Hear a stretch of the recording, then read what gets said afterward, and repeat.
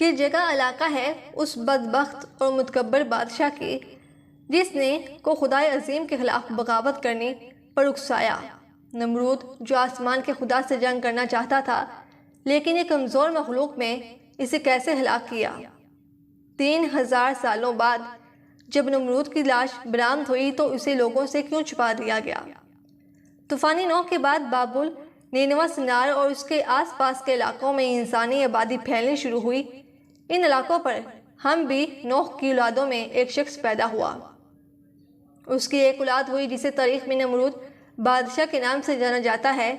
نمرود ایک طاقتور، متکبر، جابر اور بت پرست حکمران تھا۔ کہتے ہیں کہ سر پر تاج تاریخ میں سب سے پہلے نمرود نے نہیں پہنا تھا۔ یہ بزرگ طاقتور رایا سے اپنی پرستش کرواتا تھا۔ نمرود کا زمانہ 3000 قبل مسیح کے آس پاس کا ہے۔ نمرود دنیا کی سب سے قدیم ترین تہذیب یعنی ایسریا یا سمیری تہذیب کا سب سے پہلا بادشاہ قرار دیا جاتا ہے۔ بعض مورخین نے لکھا ہے کہ نمرود نے کافی لمبی عمر پائی تھی۔ وہ 400 سالوں تک حکومت کرتا رہا۔ تاریخ میں نمرود کے متعلق بہت زیادہ معلومات نہیں ملتی ہے، لیکن ہر زمانے میں محققین نے نمرود کو تاریخ کے متعلق مختلف بادشاہوں کے ساتھ جوڑا ہے۔ کچھ ریسرچ نمرود کو مشہور اشوری بادشاہ گلمش قرار دیتے ہیں، کچھ اسے سمری دیوتا مردوں کے ساتھ جوڑتے ہیں، تو کچھ نمرود کو امن ہو تب کا دوسرا نام قرار دیتے ہیں۔ دراصل لفظ نمرود کے معنی ہے باغی یا بغاوت کرنے والا۔ چونکہ نمرود نے خداوند سے بغاوت کی اور لوگوں کو بھی بغاوت کرنے پر اکسایا، اس لیے اسے نمرود کہا جاتا ہے۔ اسلامی روایتوں کے مطابق نمرود بابل کا بادشاہ تھا جو خدائی کا دعویٰ دار تھا۔ اسی زمانے میں اللہ نے حضرت ابراہیم علیہ السلام کو مبعوث فرمایا۔ آپ کا مسکن شہر بابل کے قریب پرکا علاقہ تھا۔ جب اللہ نے آپ کو نبوت سے سرفراز کیا اور اپنا رسول منتخب کر لیا تو حضرت ابراہیم نے بابل کے لوگوں کو ایک اللہ کی عبادت کی طرف بلایا اور بت پرستی کے خلاف کھلے عام تقریریں کی، یہاں تک کہ ایک دن آپ نے بابل کے سب سے بڑے مندر میں رکھے تمام بتوں کو توڑ دیا۔ لہٰذا نمرود نے حضرت ابراہیم علیہ السلام کو اپنے دربار میں طلب کیا۔ نمرود نے حضرت ابراہیم سے کہا کہ اے ابراہیم، بتاؤ تمہارا رب کون ہے جس کی عبادت کی تم لوگوں کو دعوت دے رہے ہو؟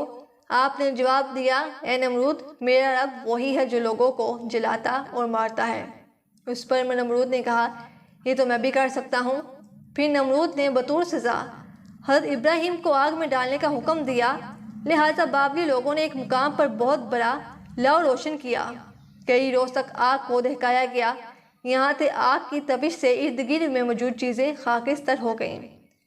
آس پاس کے درخت جلس کر کوئلہ بن گئے۔ پھر نمرود کے حکم سے حضرت ابراہیم کو آسمان سے باتیں کرتے ہوئے ان شعلوں میں پھینک دیا گیا، لیکن خالق کائنات کے حکم سے آگ ٹھنڈی ہو کر گلزار بن گئی اور حضرت ابراہیم علیہ السلام صحیح سلامت باہر آ گئے۔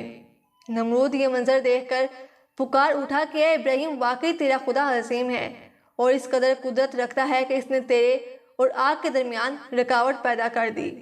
میں اس کی قدرت اور عظمت کی وجہ سے اس کے لیے قربانی کروں گا۔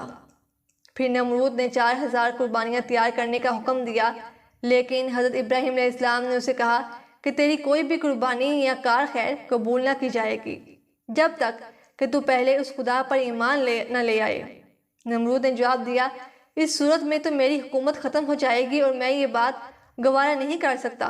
بہرحال وہاں موجود کچھ عقل مند اور بیدار دل لوگ اللہ پر ایمان لے آئے۔ نمرود نے حضرت ابراہیم کو رہا کر دیا اور آپ شام کی طرف ہجرت کر گئے۔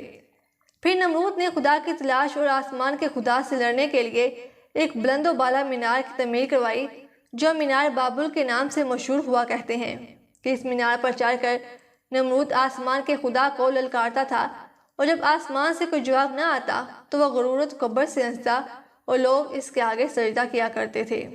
آخرکار ایک دن ایک فرشتہ انسانی شکل میں اس کے دربار میں آیا اور اسے یکتا پرستی کی دعوت دیتے ہوئے اس سے کہا کہ اے نمرود، اس خدا سے ڈرو اور اس کی نافرمانی سے بچو، کیونکہ خدا کی قدرت اور طاقت تم اور تمہاری فوج سے کہیں زیادہ ہے۔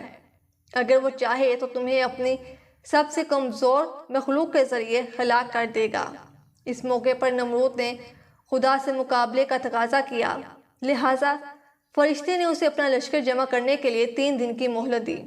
3 دن کے بعد خدا کے حکم سے مچھروں کی فوج نے نمرود کی سپاہیوں پر حملہ کر دیا، جس کے نتیجے میں اس کی ساری فوج فرار ہوئی۔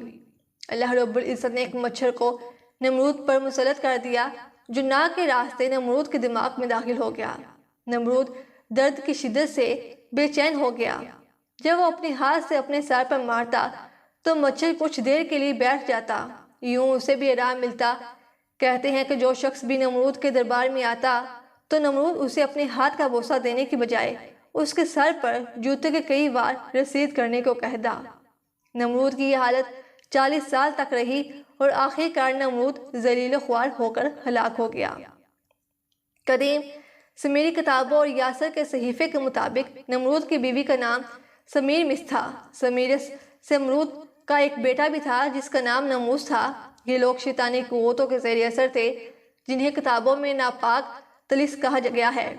انہیں دیوتاؤں کے طور پر بابل اور سمیری لوگ پوجتے تھے۔ آج بھی دنیا میں مدد چائلڈ وارشپ موجود ہے جس میں مختلف شکلوں کی عورتیں اور اس کے بچوں کی پرستش کی جاتی ہے۔ سمیرم اس نے نمرود کے مرنے کے بعد یہ دعویٰ کیا تھا کہ نمرود کا دوسرا جنم ہے۔ سمیرا میں اس لوسفیرا یا ابلیس کی طرف سے بیجی کی ایک بدروح تھی۔ دراصل جب ابلیس کو خدا کے دربار سے باہر نکال دیا گیا تو اس نے زمین پر شیطان اور جنوں کی ایک عظیم فوج بنائی جو پہاڑوں، سمندروں اور جزیروں میں رہ کر اس کے اشارے پر کام کیا کرتے ہیں۔ ابلیس کے انہیں جیلوں میں مادہ جینی شیاطین اور بھی ہوتی ہیں جنہیں بابلی اور اشوری لوگ ابسون کہا کرتے تھے۔ طوفانی نوح کے بعد ان مادہ افسون نے انسانوں کے ساتھ رابطہ کیا اور ان سے تعلق بنائے۔ سمیرمس بھی ایک افسون تھی جسے لوسفیرا نے نمرود کی طرف بھیجا تھا۔ محققین کا یہ کہنا ہے کہ نمرود جس مینار بابل کی تعمیر کر رہا تھا اس کے پیچھے بھی سمیرمس ہی تھی جو اسے تمام کاموں کی ہدایت دیتی تھی۔ اسی مینار کے ذریعے اس زمین پر شیطان کی پوجا کی ابتدا ہوئی اور شیطانی تنظیم وجود میں آئی۔ جب لوگ بابل سے نکل کر دوسرے علاقوں میں بسے تو الگ الگ زبان بولنے کی وجہ سے لوگوں نے سمیرمس اور اس کے بیٹے تموز کو مختلف ناموں سے پکارا اور پھر ان کی بت بنا کر ان کی پوجا شروع کر دی۔ قدیم ایران اور یونانی کتابوں میں سمیرس کو ایک دیوی کی حیثیت سے پیش کیا جاتا ہے۔ اس کے علاوہ اسلام کی آمد سے قبل مشرکین مکہ حبل نامی ایک ان کی پوجا کیا کرتے تھے جو کعبے میں رکھا تھا۔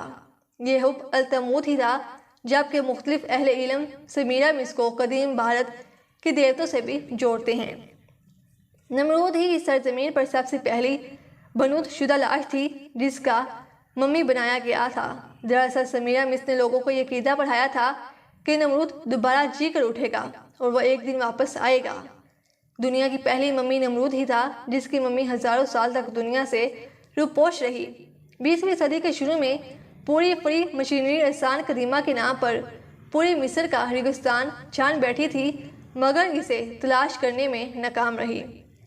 آخر کار مصری آثار قدیمہ کے ماہر ڈاکٹر ظاہری حواس نے نمرود کا مقبرہ عین خوفو کے حرام کے درمیان کھوج نکالا، لیکن ساری محنت کے بعد صرف یہ ملا کہ وہ ایک نقلی مقبرہ تھا اور وہ اس سے ایک شاہی تختی ملی جس میں اصولی زبان میں نمرود کی اصل قبر کا پتہ لکھا تھا۔ اس تختی کی رہنمائی میں دوبارہ سے بابل کا رخ کیا گیا جو آج کے زمانے کا عراق ہے۔ اس وقت عراق پر صدام حسین کی حکومت تھی۔ عین 2002 میں جیسے ہی نمرود کے مقبرے کے آثار ملے تو پورے فری مسینری میں ہلچل مچ گئی۔ فری مسینری کو اس بارے میں مکمل علم تھا کیونکہ نمرود کی لاش ان کے لیے بہت اہمیت کی حامل تھی۔ سال 2003 میں جب امریکہ نے عراق پر حملہ کیا اس میں نمرود کا مقبرہ ہی امریکی فوج کا اصل ہدف تھا، کیونکہ فری نیشنری کے مطابق نمرود ان کا مسیحا تھا اور وہیں سے اسے دوبارہ جی کر اٹھنا تھا۔ آج بھی پوری دنیا میں امریکہ سے باہر سب سے بڑا امریکی فوجی اڈا عین اسی مقبرے کے اوپر موجود ہے۔ ایک کانسپٹ ایسی تھیوری کے مطابق جب نمرود کا مقبرہ دریافت ہوا تو اس میں سمیری بادشاہ اور نمرود کی لاش اپنی اصل حالت میں صحیح سلامت موجود تھی۔ کچھ آرکیولوجسٹ کے کارکن نے اسی وقت اس کی لائیو ویڈیو بنا کر انٹرنیٹ پر وائرل کر دی جسے بہت تیزی کے ساتھ یوٹیوب اور دیگر سوشل میڈیا سائٹ سے ریموو کروا دیا گیا۔ کہتے ہیں کہ نمرود لاش کو فری منس کے خفیہ تنظیم نے وہاں سے برآمد کیا اور اسے اسرائیل منتقل کر دیا گیا، جبکہ ممی کی اس دریافت کی خبر خفیہ رکھی گئی اور سرکاری سطح پر اس خبر کو چھپایا گیا۔ نمرود کی لاش کا کیا ہوا اور اب یہ کہاں ہے، یہ کوئی نہیں جانتا۔ کچھ لوگوں کا دعویٰ ہے کہ اسے اسرائیل منتقل کر دیا گیا تھا، جبکہ بعض لوگوں کا یہ خیال ہے کہ لاش اب بھی اس مقبرے میں موجود ہے جہاں امریکی فوجی اڈہ قائم ہے اور اس کی حفاظت ہائی لیول سیکیورٹی کے ساتھ کی جاتی ہے۔